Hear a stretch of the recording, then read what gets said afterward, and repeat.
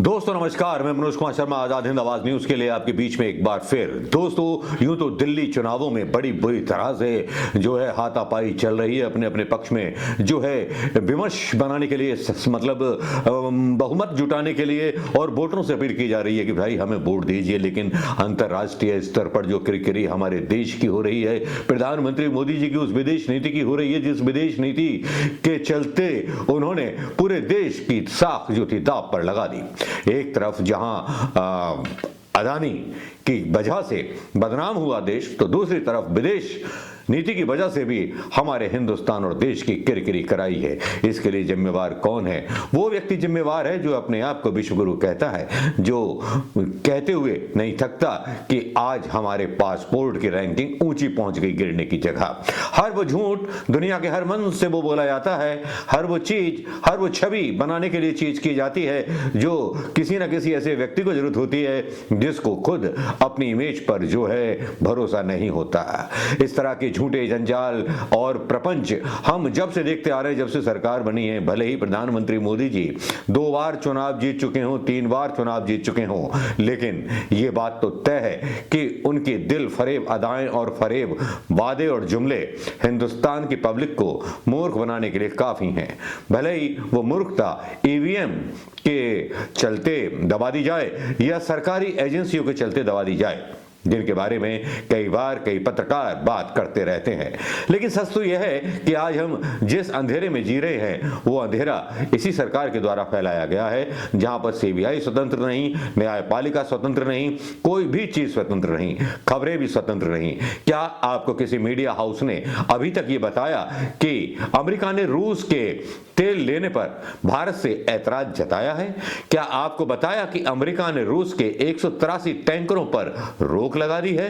क्या आपको पता है कि रूस से जिन सस्ते दामों पर हिंदुस्तान बाइडेन के जमाने में पेट्रोल खरीदता रहा, कच्चा ईंधन खरीदता रहा और देश के लोगों को कंपनियां मनमाने ढंग से बेचती रही, टैक्स लेती रही, उसी पर रोक लगा दी है अमेरिका ने चिढ़ की वजह से। ट्रंप के आने के बाद बहुत सारी चीजें ऐसी हुई हैं जिससे लगता है कि जो दोस्ती थी अब यही गाना गाने को मजबूर है, दोस्त दोस्त ना रहा, प्यार प्यार ना रहा। खैर, दोस्त तो ट्रंप बहुत अच्छे थे। ट्रंप वही थे जिनको हमारे प्रधानमंत्री मोदी जी तू तड़ाक की भाषा में बात कर सकते थे, ट्रंप के हाउडी मीडिया में जाकर उनके लिए प्रचार कर सकते थे। लेकिन क्या मिला? हिंदुस्तान के हाथ में फकत जो नौकरियां H1B1 के थ्रू मिलने वाली थी वो भी हाथ से जाती हुई दिखाई दे रही हैं। जी हां दोस्तों, आने वाले समय में देश की अर्थव्यवस्था पर बुरा प्रभाव पड़ सकता है।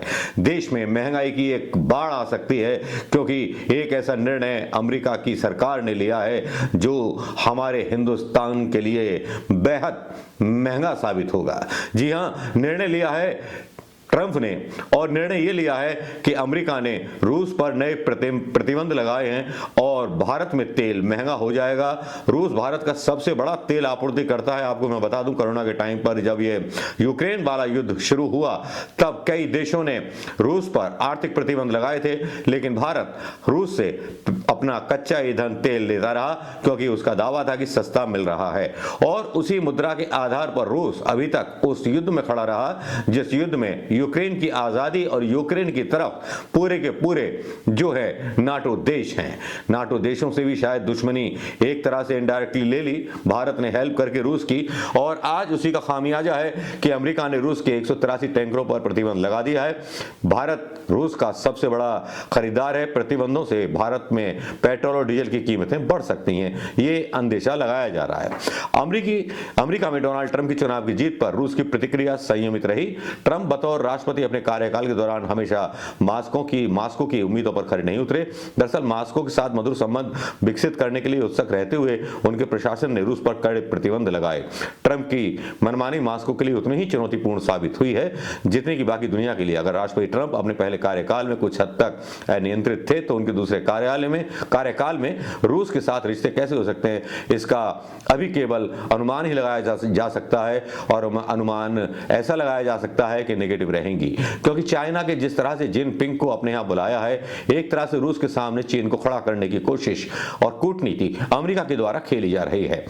मॉस्को का यह निर्णय भी परेशान कर देने वाला है कि चीन जो चाहता है वो अमेरिका कर रहा है, वो भारत पर दबाव डाल रहा है कि रूस से वो कच्चा ईंधन या तेल ना ले।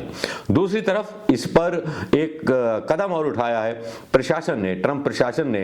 H1B1 के जो पहले पासपोर्ट मिलते थे, यहां से लोग जाते थे अमेरिका नौकरी करने, तो H1B1 के तहत उनके कॉन्ट्रैक्ट बेसिस पर नौकरी दी जाती थी, जिससे काफी अच्छे पैसे और अच्छी सैलरी पर यहाँ के IT कंपनी के लड़के और युवा जाते थे, जो काफी सारा धन कमा करके देश के लिए लाते थे, काफी सारी इकोनॉमी में एक तरह से बेहतर योगदान करते थे।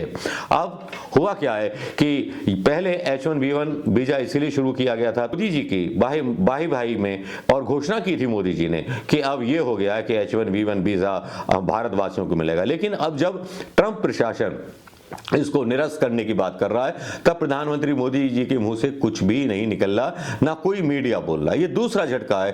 पहले ईंधन पेट्रोल की आपूर्ति पर रशिया पर प्रतिबंध लगा दिए हैं कि जिससे भारत आर्थिक संकट में फंसे। दूसरी तरफ ये कर दिया है कि H1B1 जो मिलता था भारतीयों के लिए, भारतीय IT कंपनी के इंजीनियर्स के लिए, उस पर भी बैन लगा दिया और कई लोगों के जो कॉन्ट्रैक्ट थे वो भी खत्म कर दिए गए हैं। कई जॉब ऑफर्स जो थे रद्द कर दिए गए जब ट्रंप का शपथ ग्रहण समारोह हो रहा था उससे पहले। और टाइम्स ऑफ इंडिया के साथ बातचीत में एक ने बताया था, युवा ने, कि जॉब ऑफर मिलने के 1 महीने बाद ही उसे रद्द कर दिया गया, और कारण बताया कि वीजा की बदलती गतिशीलता थी। दिसंबर 2024 में इसको जॉब ऑफर मिला और उसके बाद ऑफर लेटर भी था, और उसके बाद उससे वो ऑफर लेटर जो था कैंसिल कर दिया गया।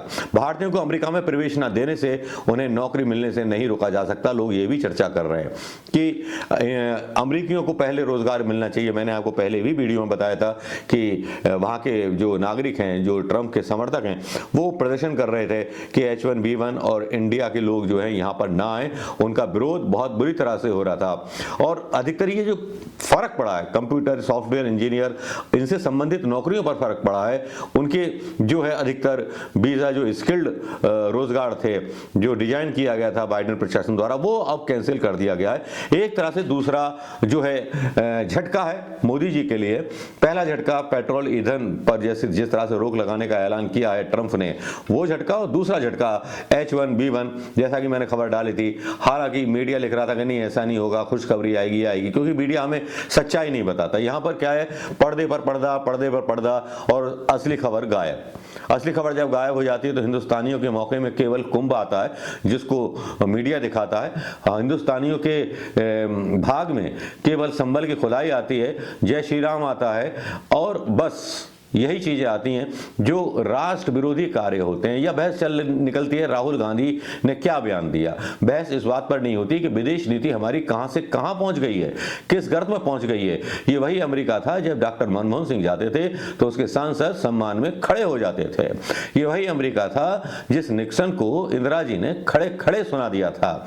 ये वही अमेरिका था जिसको कई बार हिंदुस्तान ने अपने घुटनों पर ला दिया और बता दिया कि हम देश की महाशक्ति बनने से कहीं पीछे नहीं है, क्योंकि हमारे पास आबादी ज्यादा है, संसाधन ज्यादा है, मार्केट बहुत बड़ा है। लेकिन यहां पर दोनों जगह पर प्रधानमंत्री मोदी जी की आर्थिक हार हुई है, जो कि मोर्चेबंदी ट्रंप ने की है। उसके आगे जैसे लगता है कि मोदी सरकार ने आत्मसमर्पण कर दिया है। अभी तक कोई आधिकारिक बयान विदेश मंत्रालय का ना तो उस चीज को लेकर के आया है कि जिस पर प्रतिबंध लगाया है। रूस के 183 टैंकर रोक दिए हैं। हालांकि बताया जा रहा है कि ये जो टैंकर्स हैं इनका प्रभाव जो आएगा, जो अवरोधक हैं, वो 2 महीने बाद आएगा, लेकिन प्रभाव तो आएगा। दावे बहुत सारे किए जा रहे हैं, लेकिन H1B1 और रोजगार ना मिलना पाना इंडियंस, भारतीय युवाओं को ये सबसे बड़ी चोट है भारत के सम्मान को, भारत के स्वाभिमान को, राष्ट्र के स्वाभिमान को। दोस्तों, आप कैसे देखते हैं ट्रंप और मोदी के संबंधों को? या ट्रंप के लिए पहले देश है बाद में दोस्ती है, या प्रधानमंत्री मोदी जी के लिए पहले दोस्ती है और बाद में देश है? कैसे अंतर करेंगे इन दोनों नेताओं का? कृपया कमेंट करके बताएं दोस्तों। नमस्कार, आज की खबर में इतना ही।